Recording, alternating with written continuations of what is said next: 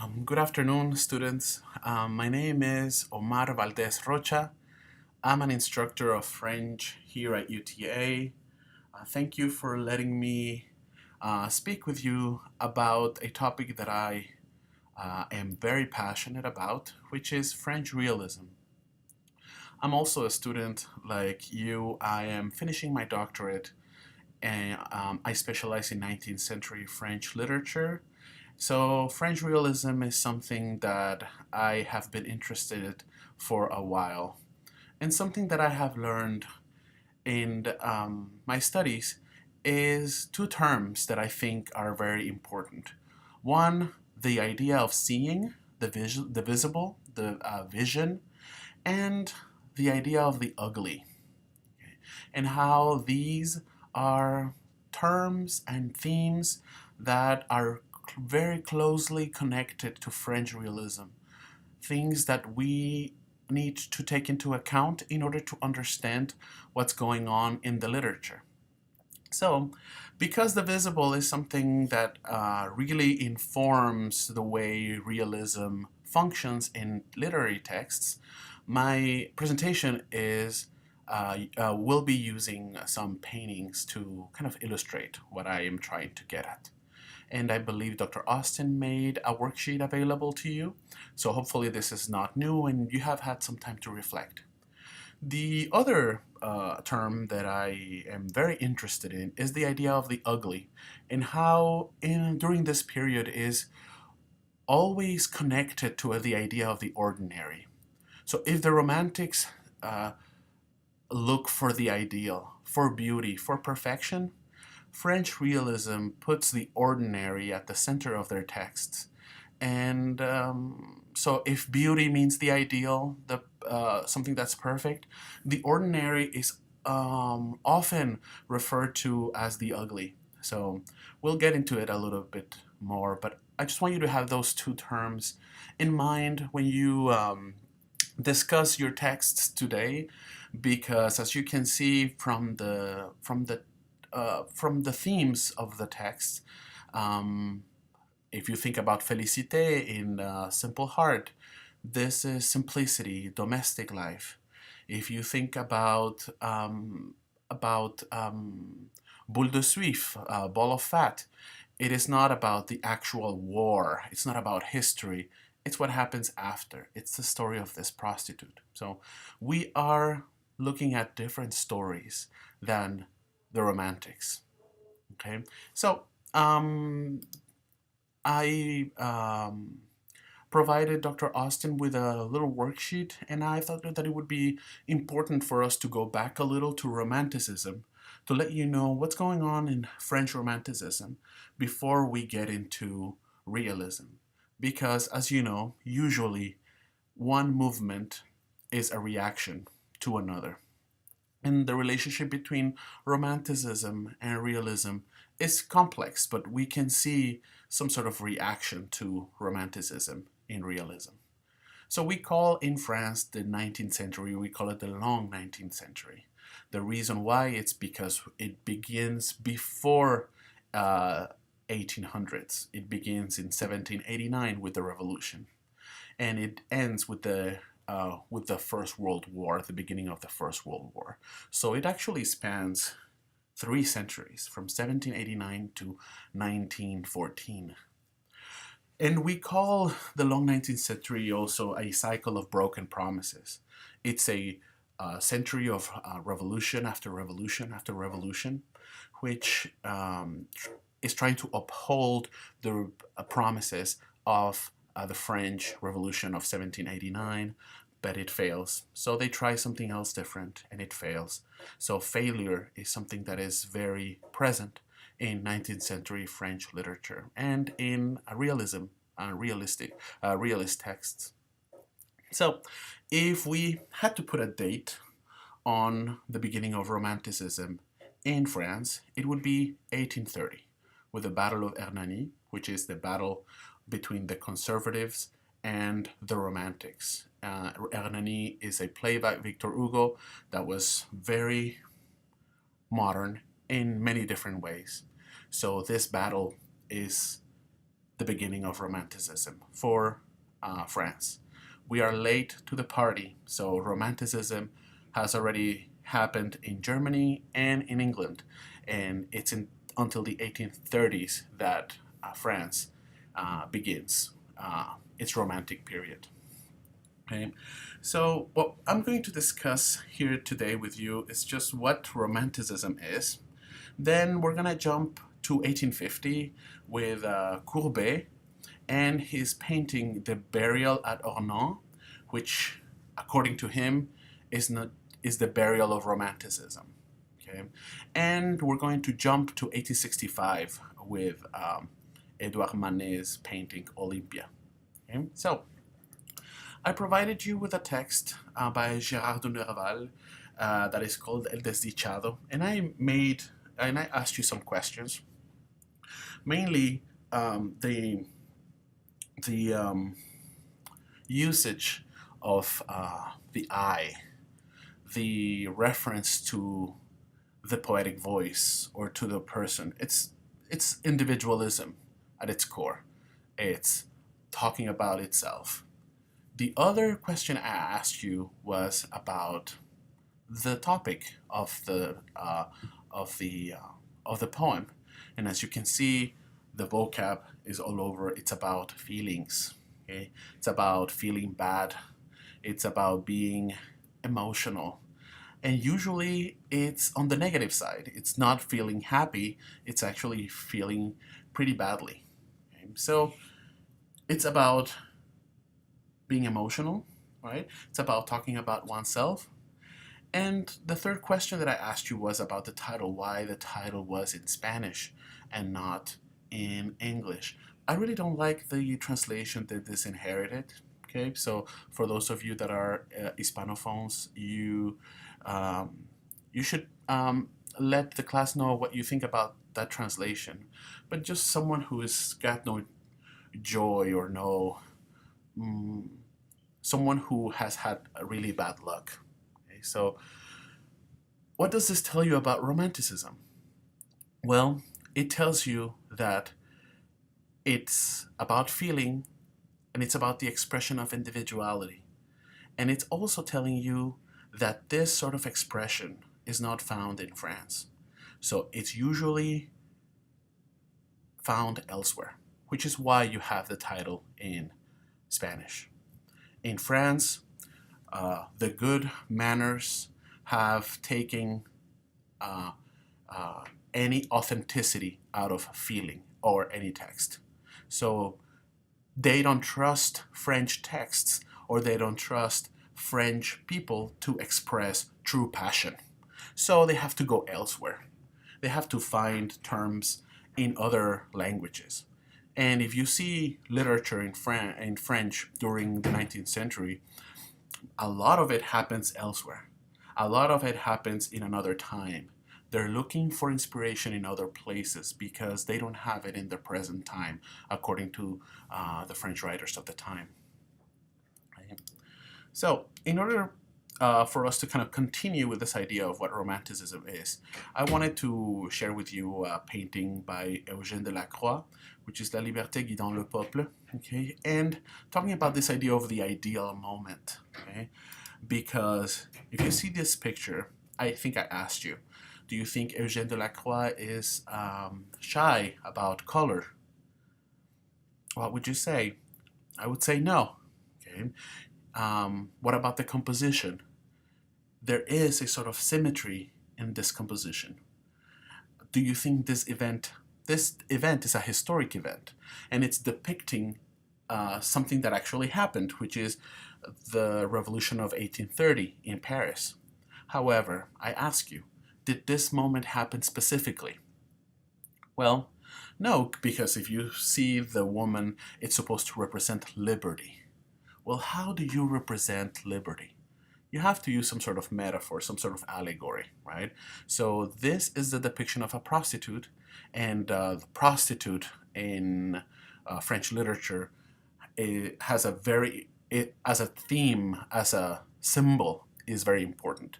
And we'll discuss the prostitute again with the painting of Manet's Olympia.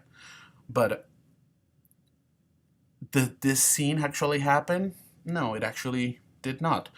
Liberty was not running around the streets of Paris, right? So it is made up to represent something that actually happened. Okay? This is purely romantic. The effusive use of color, the capturing of an ideal moment of perfection, of the beauty of the movement. Okay? You see, there's movement, there's color, it's the ideal moment. I don't know if you've ever seen this photo. It's a bunch of soldiers, American soldiers, and they're raising this flag. And people said, this must be fake. This picture must be fake because it is the perfect moment, right? And I'm not sure if it's fake or not, but this picture reminds me of that. It's the ideal moment. Forget that it's liberty running, being represented. It's the idea of you just caught the right moment to express everything you need to know about this moment. Okay? So this is what romanticism is in painting and in poetry. Emotions, individualistic. This ideals represented visually, effusive use of color, movement, and the representation of something that can't be seen in real life, but they try and represent, in this case, liberty. Okay? So, what do we have with Burial at Ornans by Gustave Courbet? Gustave Courbet, as I told you in that little worksheet, he said that the Burial at Ornans, his painting, is in reality the burial of Romanticism. So based on what we said about La liberté guidant le peuple, what can we say about this? It's a contrast, right? What about the use of color? Is it effusive?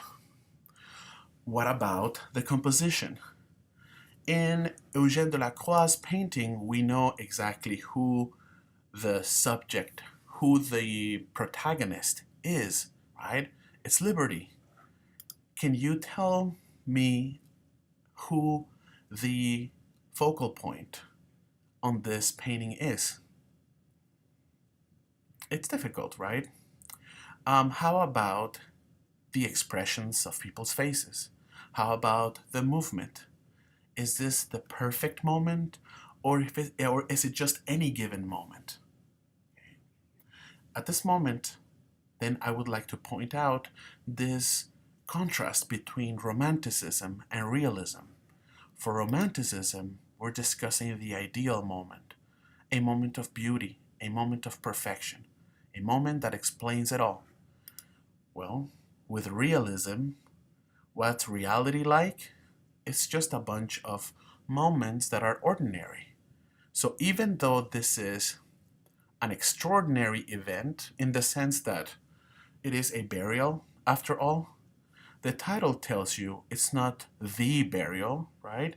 It's a burial, right? A burial at Ornans. It's just not a specific one.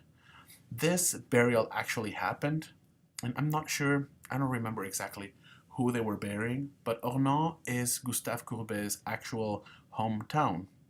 So, this is a contrast from Eugène Delacroix's painting. The composition is, it's like we're looking, instead of the individual, like the poem, we're looking at the masses. We're looking at in French we call that la foule, right? We call that just the la gente, we would say in the crowd in English. Okay, so here there's no focal point. You are not the protagonist in reality of a movie, right? You're just part of a community. You're just part of everyone else's life. And there is no movement that expresses anything else than what is seen. And that is something very important to understand Courbet's point of view. He said, how do you want me to paint an angel if I have never seen one? This idea of painting only what is visible. kind of translates to realism in literature as well. I will express feelings in the text as long as they are made visible somehow. I will express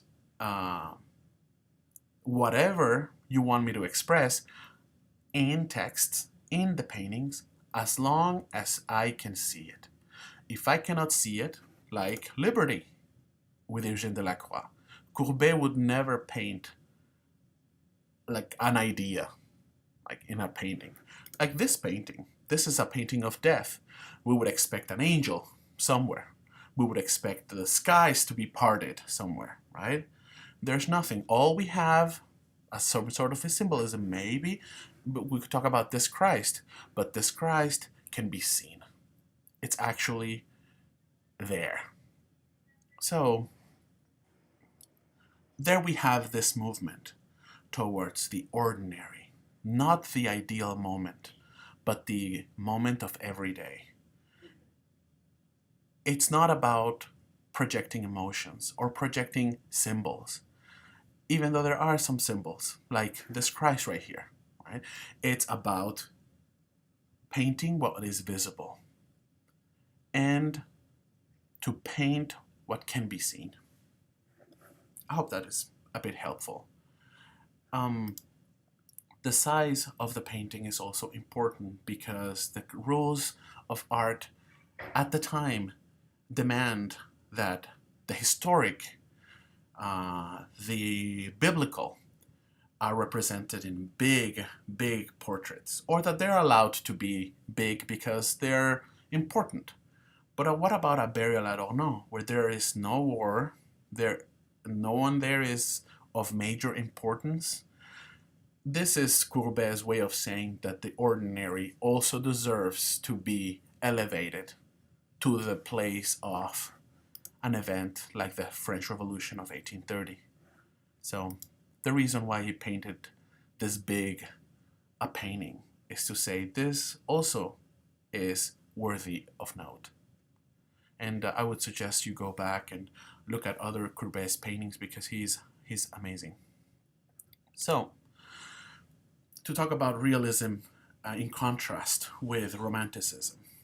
So if romanticism is looking at the extraordinary, realism is looking at the ordinary. The texts, sometimes you will have an extraordinary situation, but the characters are ordinary people like you and me. If the romantics are looking for the ideal moment, the realists are looking at the given moment. If, oh, I put this in the wrong place, okay. If the romantics are looking for an organized composition in their paintings, the realists are depicting the chaos of reality.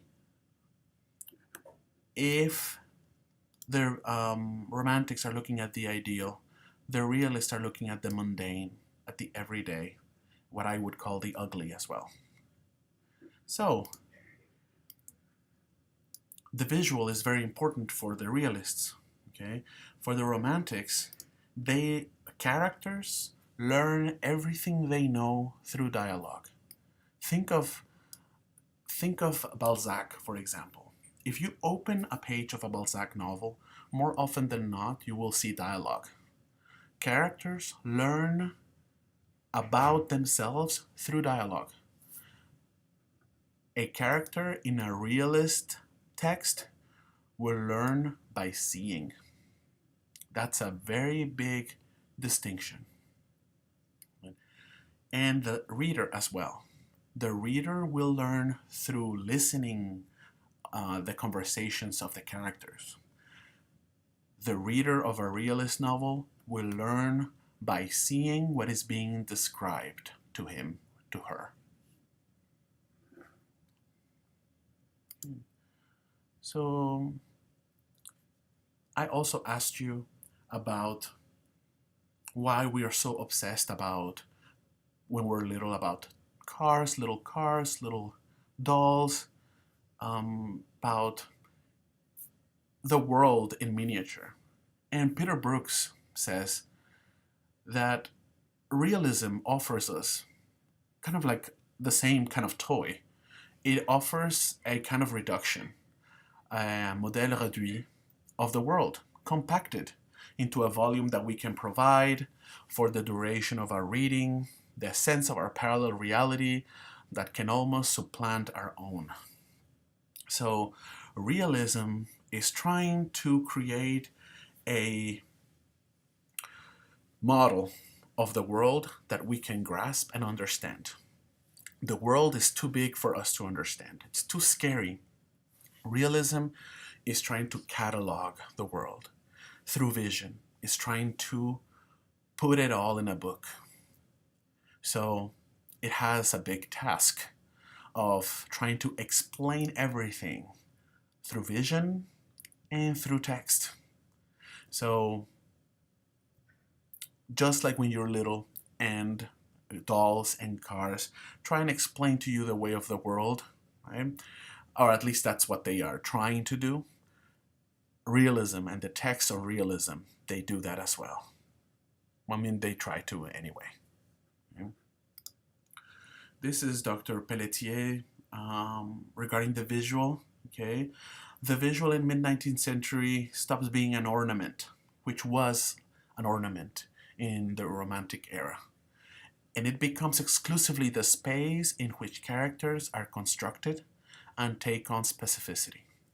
Through vision, they come to know the world, which is what I was explaining, just in different words, by Dr. Pelletier, which is a professor here at UTA in French.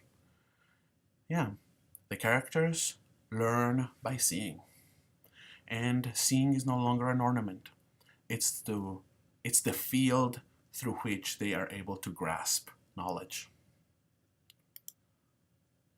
Okay. So I hope that was helpful. One of the readings that you did for today was on Flaubert, right? And Flaubert is, they say, the father of realism. But if he were to hear that, he would be actually very offended. Flaubert despised the term realism. And if I had to pick a different word to say what he was trying to do, I think he would try to look for something that was authentic. Not for something that looked realistic, but something that was authentic. Like, he would be really happy if he were to find a sentence in the newspaper the way that he wrote it. Or like if someone is quoting someone and he wrote a sentence that looks almost exactly like a real person, he would be very happy and he would know that he had succeeded. So authenticity is something that he was really after. Okay, and this idea of le mot juste, meaning the right word. Okay, so something that you need to know about Flaubert, and I think you may have already noticed, is that his idea of an authentic text is a text that doesn't give you an opinion about what you're seeing. If you look at Félicité, for example, do you think Flaubert ridicules her? Or do you think Flaubert respects Félicité? It is a difficult question because you can hear sometimes Flaubert opening the door for interpretation. And I'm going to correct myself here. He often does this. He opens this door for the reader to determine if a character is stupid or deserves your respect. And that is all in the narration. And I would ask during your readings, during your discussions today, to look at any passage where he's describing what she's doing. Is he ridiculing her, or is he giving her respect? More often than not, you'll see that he's in a state of aporia, meaning he's leaving the option open to you. So if you think that she's being ridiculed, that means that you are showing yourself. That's what you think. not what Flaubert thinks.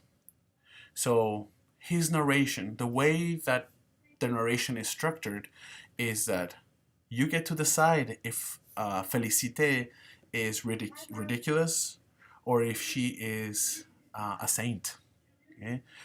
But he leaves it open. He says, here's what happened. You tell me if she's ridiculous or not.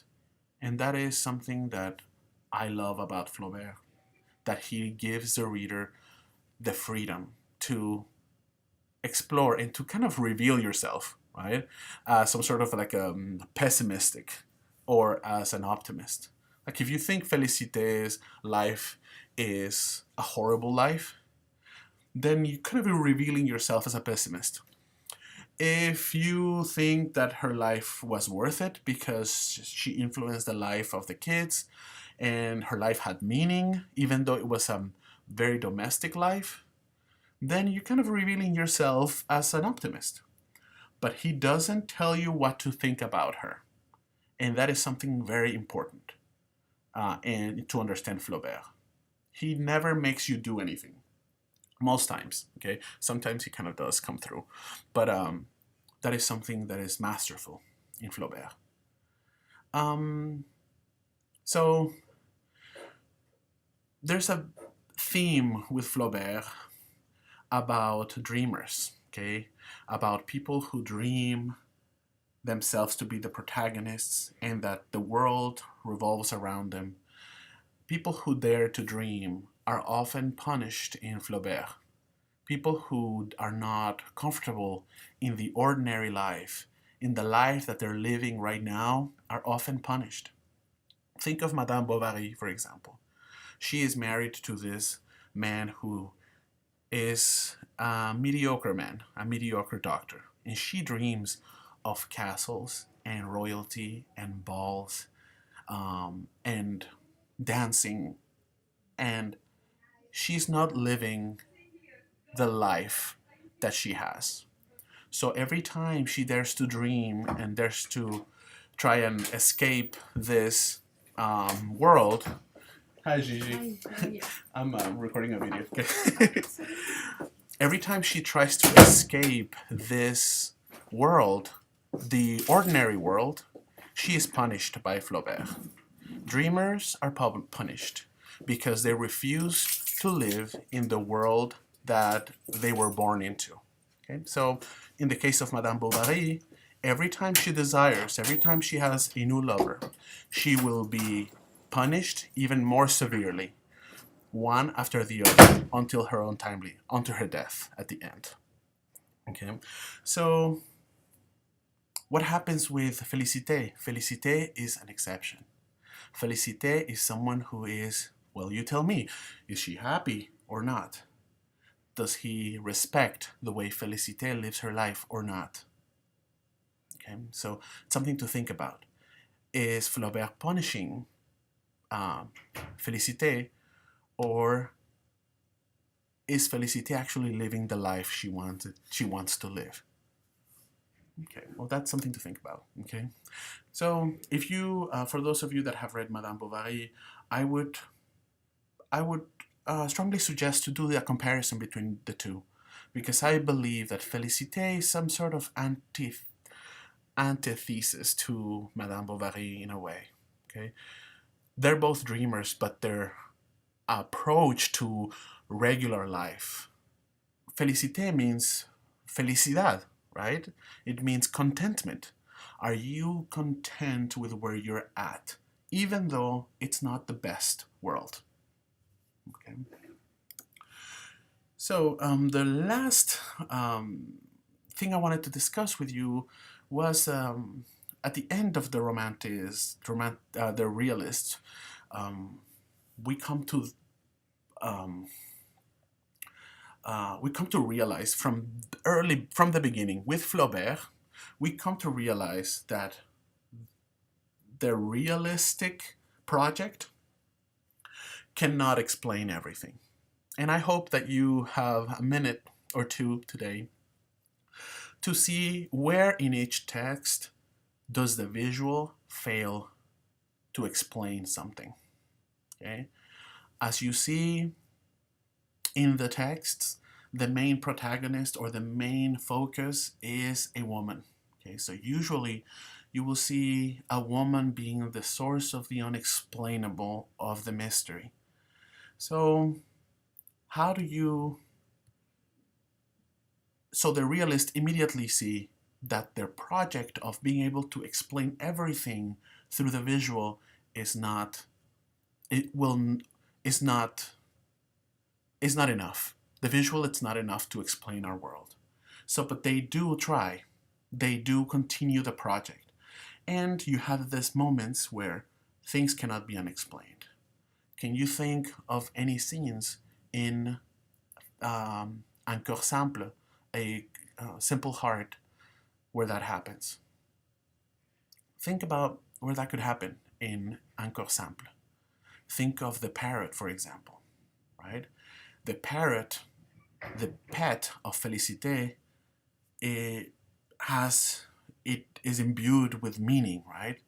It is imbued with her own view of the divine. So should it be mocked? The fact that her idea of religion, her idea of God, her idea of the divine is all imbued in this parrot. These moments where you have something that cannot be explained, they become a symbol for something that can't quite be grasped. But is it valid? Her interpretation of God, right? This parrot. How about for ball of fat, right? In what moment does Maupassant, or in the text, do you have something that is not there? Okay, that cannot be explained away. Just think about it. Okay? So Manet actually expresses this in his painting Olympia. This idea of we see it, but we cannot quite grasp what we're seeing. So this painting is very controversial. It is inspired by Titian's Venus. And it's controversial not because it is a sort of homage to it, it's because of the differences, right? So if you see Venus, in this case, she's a representation of the feminine, right? And her lines are curves, and her gaze is looking straight at the person looking at the painting. And also, if you look at her hand, that's in her privates, on her privates, you can see that it's a sort of inviting, right? But if you see at Olympia, her lines are, she's kind of square. There's just lines. She looks dirty. And if you see her, she looks unfinished. Okay, that was the critique, that she just looks, the painting looks unfinished. Look at the hair that is not, that is disappearing. Okay? Look also at her hand, right? If everything looks unfinished, the hand certainly does not. The hand looks completely finished, and it is not an inviting hand that allows you to see beyond it. It's a hand that's blocking view. So the critics of the time could not determine, or they said, we don't think that Olympia is a woman because she's not representing the paintings, the current paintings characteristics of femininity. Okay? So not only is she dirty, she looks unfinished in places where femininity is expressed, like in her breasts or in her hair, and she looks dirty, and the hand is not letting them see that the privates, right? So this painting actually exemplifies realism's problem with being able to see everything and to explain everything. In fact, you cannot. And the third reading that you're doing today, Happiness in Crime is similar to this painting of Olympia, in which you have Hauteclair, which doesn't allow you to see her. She refuses to be seen. She refuses to be comprehended. Okay? And this not only happens with Hauteclair. This also happens with Ball of Fat. This also happens with Félicité, right? It is for Félicité, it's up to you, right? So what is that you're seeing? It is all about your perception. The same for Olympia, okay? And the same for Happiness in Crime, right? The facts are there for what happened, right? The wife is dead, and now you see the maid and the husband together. But you never see her actually do it. You have the facts all around it, all around. Like there's the poison, there's them together now, there's them working together before. There's a lot of facts, but you don't have the moment in which she kills the wife or he kills the wife. So how can you be so sure that this happened? And so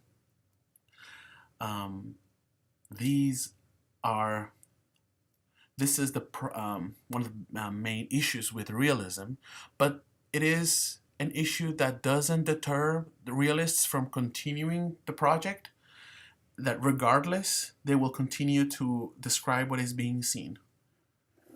And yeah, so that's Titian's rendition. Okay.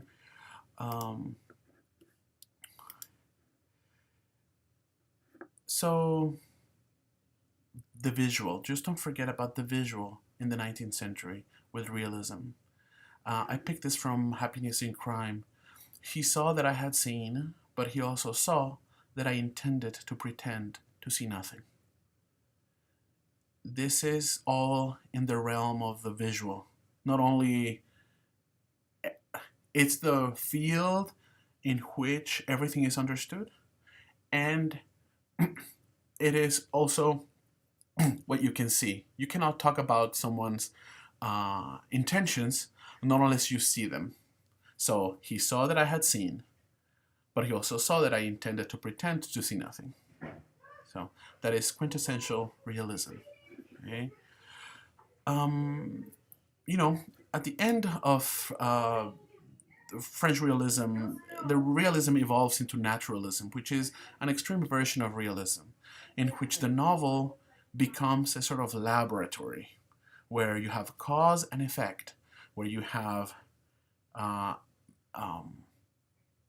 novels saying, okay, you have an alcoholic father, you have a mother with a lot of money. What happens to their offspring? What is the cause and effect of this mixture, of this vice with this affluence? And Émile Zola made a bunch of novels that he would call le roman expérimental, right? Saying, this is what happens when you have a prostitute for a mother and an actor for a father. This is what happens when you have poor family relations and rich family relations. And he would treat each one as some sort of like isolated experiment of cause and effect. What happens when you have this? These are the elements for the experiment. This is what happens. And Émile Zola is very influenced by determinism, which is proposed by Hippolyte Taine. Which Hippolyte Taine, what he said is, what's important for people is race, milieu, et moment. Nation, environment, and time. Where you live, right? What's your nationality? Where's your, which is all environment. And at what time are you living? In what period of time are you living? So this is what happens with fiction in the 19th century.